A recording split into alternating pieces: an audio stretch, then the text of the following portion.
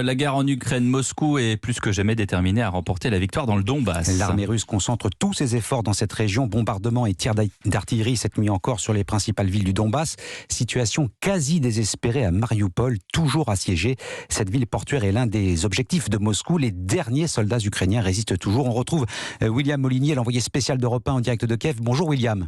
Bonjour Christophe, bonjour à tous. William, Mariupol résiste, mais la situation est qualifiée de critique par le président Zelensky lui-même.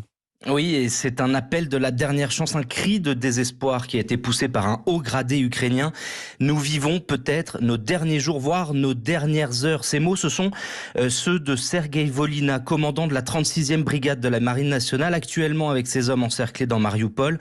Il a écrit un message sur Facebook. « L'ennemi est 10 fois plus nombreux que nous », dit-il. Il constate que l'armée russe a gagné la supériorité dans les airs, en artillerie, en force terrestre, en équipement et en chars. Ce militaire s'adresse à la communauté internationale et la supplie de l'exfiltrer lui et ses hommes et de les accueillir dans un pays tiers. De son côté, la Russie affirme avoir ouvert un couloir pour obtenir la reddition des forces ukrainiennes, mais hier soir, l'armée russe a indiqué qu'aucun soldat n'avait déposé les armes dans la journée. Un nouveau couloir va donc être ouvert entre 14h et 16h heure locale cet après-midi. La dernière poche de résistance ukrainienne se trouve dans la zone industrielle de la ville portuaire. Il y aurait encore près d'1 millier de civils terrés dans les abris souterrains. William Molinier en direct de Kiev.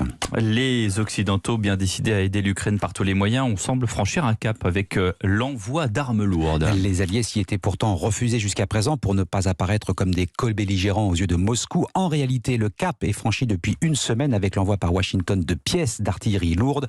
Le porte-parole du Pentagone affirme que l'Ukraine a également reçu des avions de chasse, probablement des MiG-29 de fabrication soviétique. Et cette aide militaire se double d'un soutien financier. Et Washington débloque une nouvelle enveloppe de 800 millions de dollars, la deuxième en une semaine.